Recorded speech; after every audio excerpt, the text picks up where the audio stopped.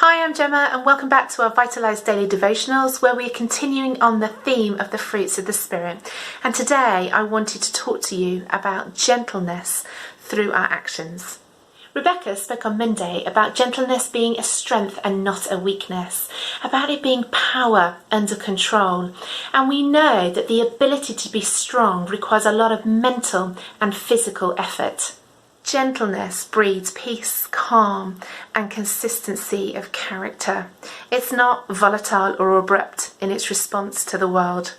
Gentleness is strength because it remains constant and clear-minded in all different situations.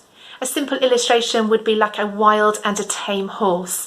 Both have the same strength, but the wild horse can't be used effectively when it has no control over it, whereas the tame, gentle horse can be used effectively by its trainer.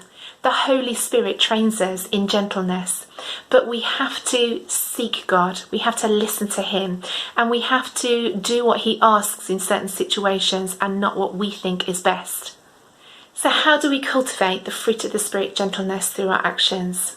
First, be aware of how you are feeling in a situation and acknowledge this to yourself and to God. A gentle spirit acknowledges the truth of what is being felt. Secondly, allow yourself time to pause when something happens to you before you respond. Give yourself the opportunity to exercise strength in your self-control. And thirdly, decide what you're going to do. Rather than reacting, allow the Holy Spirit to guide you in your ability to choose how you respond. I was reminded of the story of Ruth in the Bible and the gentleness of Boaz in his actions towards her mother-in-law Naomi, and a relative who had more rights to Ruth's hand in marriage than he did.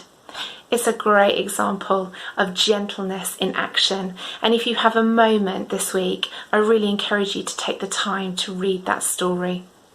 The Bible calls us to be gentle in our dealings with others, not only because it is kind and right, but because it is modelling one of the characteristics of Christ.